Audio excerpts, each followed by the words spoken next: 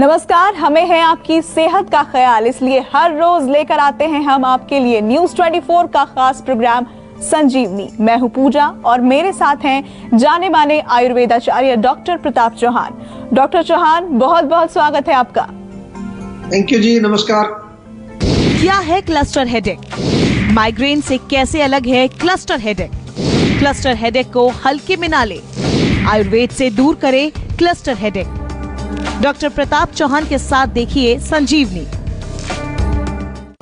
संजीवनी में आज हम बात करने वाले हैं एक ऐसे सिरदर्द की जिसे क्लस्टर सिरदर्द या क्लस्टर हेडेक कहा जाता है और इसके लक्षण माइग्रेन से काफी मिलते जुलते हैं। हो सकता है आपको माइग्रेन नहीं बल्कि क्लस्टर हेडेक होता हो, लेकिन इस बात का पता आप कैसे लगा सकते हैं? क्लस्टर हेडेक या माइग्रेन से आप कैसे बच सकते हैं? अगर इस तरह के सिरदर्द आपको हैं तो आप आयुर्वेद से कैसे इनको जड़ से ठीक कर सकते हैं? आइए जानते हैं इसके बारे में डॉक्टर चौहान से। डॉक्टर चौहान, सबसे पहले तो ये बताइए कि ये क्लस्टर हेडेक क्या है, इसके लक्षण क्या हैं और माइग्रेन से ये अलग कैसे होता है? देखिए, बहुत अच्छा विषय है और जिन लोगों को ये प्रॉब्लम होती है वो बहुत ज्यादा दर्द इसमें होता है, बहुत तेज दर्द होता है। ऐसा कहा जाता है कि जो महिलाएं जिन्होंने बच्चों की डिलीवरी की है, जिनके बच्चों को जन्म दिया है, जिन्होंने जितना दर्द डिलीवरी में होता है उससे भी कहीं ज्यादा दर्द इसकी इंटेंसिटी होती है, ऐसा लिखा हुआ है इसके बारे में। ऐसा लोग डिस्क्राइब भी करते हैं कई बार।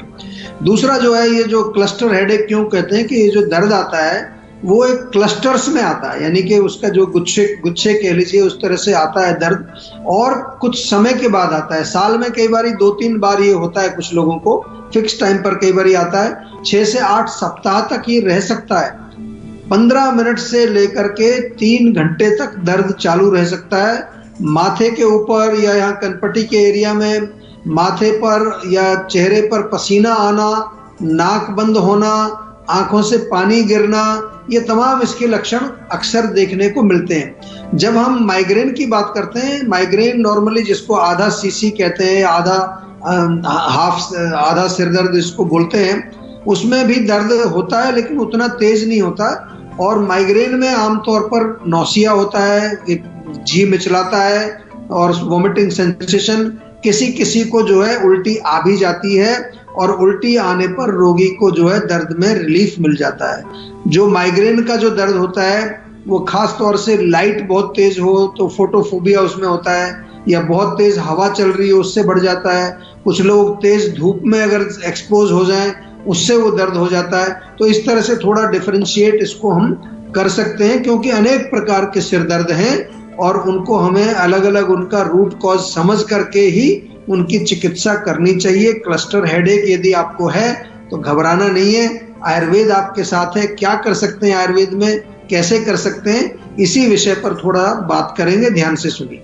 बाजरे के क्या है फायदे, बताएंगे संजीवनी टिप्स में डॉक्टर चौहान, लेकिन अब से थोड़ी ही देर बाद आप देखते रहिए संजीवनी। डॉक्टर चौहान, क्लस्टर सिरदर्द या क्लस्टर हेडेक जो है और माइग्रेन, इसके लक्षण लगभग मिलते जुलते हैं, इसके बारे में आपने बताया, लेकिन क्या कारण हो सकता है इन दोनों के पीछे? देखिए, कारण की यदि बात करें तो जैसा आपने नाम लिया है क्लस्टर हेडेक, तो आयुर्वेद में तो क्लस्टर हेडेक पर्टिकुलरली नाम नहीं आता है, मॉडर्न मेडिसिन का ये नाम है। और मॉडर्न मेडिसिन में वो कहते हैं कि इसका कोई कारण मालूम नहीं चलता, क्या कारण होता है इसका। लेकिन आयुर्वेद में हम ऐसा कभी छोड़ते नहीं है अधूरा, हर चीज का कारण हम ढूंढ करके निकालते हैं। आयुर्वेद में जब पेशेंट हमारे पास आता है तो हर पेशेंट को पहले हम अच्छी तरह से एग्जामिन करते हैं और उसका रूट कॉज ढूंढ कर निकालते हैं। आयुर्वेद में 11 प्रकार के सिरदर्द लिखे हैं। जी हाँ, 11 प्रकार के सिरदर्द। आपने शायद कभी पहले नहीं सुना होगा कि इतने सारे सिरदर्द भी हैं। क्लस्टर हेडेक्स की यदि हम बात करें तो उसमें मुख्य रूप से वात और कफ, 2 दोषों का प्रकोप वहां मुख्य रूप से मिलता है। कफ के द्वारा जो है हमारे स्रोतस वो ब्लॉक हो जाते हैं और वहां पर वायु जो चल रही होती है, फिर वायु वहां अवरुद्ध हो जाती है, अटक जाती है एक तरह से, जिसके कारण बहुत सीवियर पेन होता है। अगर हम देखें, हमारा जो सिर है, सिर के अंदर, ब्रेन के अंदर तर्पक कफ, एक प्रकार का कफ जिसका नाम है तर्पक कफ होता है। प्राण वायु वहां पर जो है चल रही होती है। तो ये दोनों दोष जब विकृत होते हैं तो हमारा ये क्लस्टर हेडेक पैदा होता है। और बहुत इसका कनेक्शन इसलिए भी हम देखते हैं कि जैसे बसंत ऋतु में जो है कफ का प्रकोप नेचुरली होता है। तो बहुत सारे पेशेंट को जो है स्प्रिंग टाइम में, चेंज ऑफ सीजन में, दोनों समय उधर अक्टूबर नवंबर में, इधर जो है स्प्रिंग यानी कि फरवरी मार्च के दौरान ये क्लस्टर हेडेक आता है। तो एक तरफ हम देखते हैं वात का प्रकोप है, एक तरफ हम देखते हैं कफ का प्रकोप है।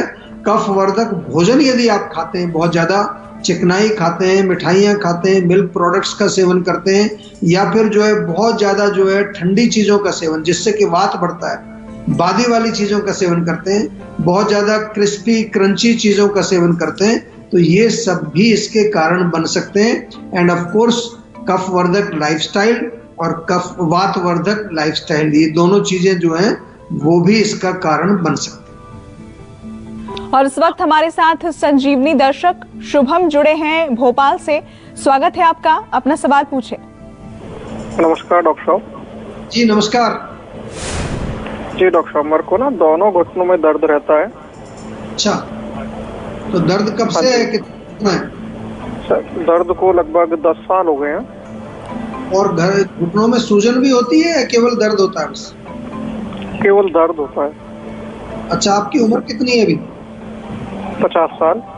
अच्छा, देखिए नॉर्मली ये जो घुटनों का दर्द है और सूजन उसमें आपको है नहीं, तो डेफिनेटली वात का संकेत है। वायु जो होती है जब हमारे घुटनों में जाती है तो वहां पर जो एक लुब्रिकेशन है, जो एक प्रकार का कफ है, वहां पर उसको सुखा देती है वायु।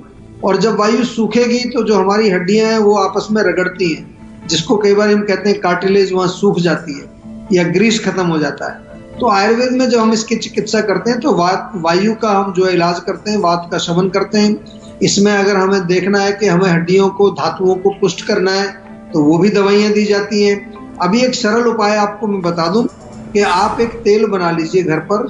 100 मिलीलीटर तिल का तेल ले लो, उसमें 1 चम्मच अजवाइन, 1 चम्मच छोटा छोटा सा कटा हुआ लहसुन ताजा, और 1 चम्मच छोटे छोटे पीसेस अदरक ताजा कटा हुआ, ये सब उसमें डाल करके आप पका लीजिए। और जब वो धीमी आंच पर पक जाए तो उसको छान करके एक शीशी में रखो और ये आप मालिश करें इस पे नियमित रूप से।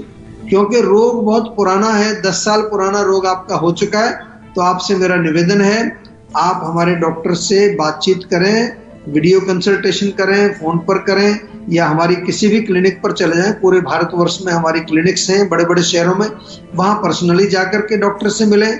इसका आयुर्वेदिक इलाज तुरंत शुरू करिए, क्योंकि अभी मैं ये मानता हूं कि उम्र आपकी बहुत ज्यादा नहीं है और इसके कारण आप ठीक हो सकते हैं। ओल्ड एज जब हो जाती है 70, 75, 80, तो फिर थोड़ा कठिन हो जाता है, क्योंकि फिर बॉडी हमारी वैसे ही डिजनरेट हो रही है। तो घबराइए नहीं, आप जीवा से जुड़ें और अपने रोगों को जड़ से बिल्कुल उनका कारण समझ करके उनका निवारण करें। डॉक्टर चौहान, देखिए क्लस्टर सिरदर्द या माइग्रेन कोई भी नहीं चाहेगा कि उसे हो, लेकिन फिर भी किसी न किसी कारण की वजह से अगर हो रहा है, उसे रोकने के लिए क्या उपाय किए जा सकते हैं? देखिए उपाय सरल हैं। जैसा मैंने कहा कि वात और कफ मोटा मोटा मैंने बताया, तो उस कारण को हमें रोकना है, उसको सबसे पहला काम वही करना है। तो कफवर्धक भोजन जो भी है, चिकनाई, मिठाई, ठंडी चीजें, दूध से बनी चीजें और रूखी सूखी चीजें, इनका सेवन नहीं करना है। उसके अलावा जो है बहुत इंपॉर्टेंट है, हर वर्ष जो है पंचकर्म कराना चाहिए। बॉडी में कहीं पर कोई भी दोष अगर जमा होगा उसको हर साल साफ कर दीजिए। जैसे आप अपनी कार की सर्विस कराते हैं नियमित रूप से, ऐसे ही पूरी बॉडी, ये जो आपकी कार है इसकी सर्विसिंग भी करानी है। कहाँ पर करानी है? हमारे गैराज में आ जाइए, जीवाग्राम में आइए, पूरा आपको अंदर तक पूरा तेल पानी आपका सारा चेंज करेंगे। सिर में नियमित रूप से मालिश करिए। अगर आप नियमित रूप से मालिश करेंगे और नाक में तेल डालेंगे, बादाम का तेल डाल सकते हैं या अणु तेल हमारे यहाँ मिलता है, तो आपके अंदर जो है कोई स्रोतस जो है वो अवरुद्ध नहीं होंगे, ब्लॉकेज नहीं होगी। रात को देर तक नहीं जगना है, ये समझ लीजिए। रात को देर तक जगने से वायु का प्रकोप होता है और दिन में सोना नहीं है। दिन में सोने से कफ का प्रकोप होता है। प्राणायाम नियमित रूप से करिए, योग करिए, मेडिटेशन करिए, सरल चीजें हैं। अगर आप करेंगे तो क्लस्टर हेडेक भी नहीं होगा आपको, और कई प्रकार के रोगों से आप जो है बचा सकते हैं अपने आप। जैसलमेर राजस्थान से संजय इस वक्त हमारे साथ जुड़ गए हैं। संजय, स्वागत है आपका संजीवनी में, अपना सवाल पूछिए। जी, नमस्कार सर, मेरा नाम है संजय, राजस्थान जैसलमेर से मैं बात कर रहा हूँ। मेरी आयु है 25 वर्ष और मेरा सवाल आपसे ये है सर कि अधिकतम भोजन तो मैं करता हूँ, लेकिन भोजन करने के बाद भी सर मेरा वेट गेन नहीं होता, प्रॉपर वो भोजन लगता नहीं है। तो ऐसा मैं क्या ग्रहित करूँ, ऐसा मैं क्या ग्रहण करूँ ताकि वो मुझे फलित करे, यानी मेरे वेट को वो गेन करे, वेट बढ़े उससे। जी देख, बहुत अच्छा आपका प्रश्न है। बहुत सारे लोगों का ये प्रश्न होता है। सबसे पहले तो मैं यहाँ ये बता दूं आपको कि यदि आपको भूख अच्छी लग रही है, खाना ठीक से पच रहा है और किसी प्रकार का अपच नहीं है, तो जरूरी नहीं है कि सब लोगों को वजन बढ़ाना है। हमारे यहाँ लिखा है आयुर्वेद में कि 3 प्रकार के मुख्य रूप से, ऐसे तो 7 प्रकार की प्रकृति होती है, जो 3 प्रकार की प्रकृति है वात पित्त कफ, उसमें जो वात शरीर वाले होते हैं, जिनके शरीर में वात की प्रधानता होती है, उनका शरीर दुबला पतला ही रहता है, चाहे वो कितना ही खा लें और कितना भी पौष्टिक खा लें। तो कहीं आपकी प्रकृति वात वाली तो नहीं है। अगर आपको इसको थोड़ा कंफर्म करना है तो हमारी जीवा की वेबसाइट पर एक टेस्ट मिलेगा आपको, VPK टेस्ट बोलते हैं उसको, VPK यानी कि वात पित्त कफ का टेस्ट। वो टेस्ट जरूर करिए और अपनी प्रकृति का आप जरूर पता लगाइए। अगर कुछ हमारे डॉक्टर से आपको सहायता चाहिए तो उनसे भी बात कर सकते हैं। दूसरी चीज, यदि अगर आपका वात प्रकृति नहीं है तो फिर दूसरी चीज यानी कि आपके मेटाबॉलिज्म में कहीं ना कहीं प्रॉब्लम होगी। जो आप खा रहे हैं वो लग नहीं रहा है, लगेगा नहीं तो मोशन आएगा। बहुत सारे लोग हैं वो खाना खाते हैं लेकिन दिन में 4-5 बार मोशन जाते हैं, तो फिर उनका शरीर जो है वो उसमें वृद्धि नहीं होती, धातु नहीं बढ़ते हैं क्योंकि पोषण नहीं हो रहा है।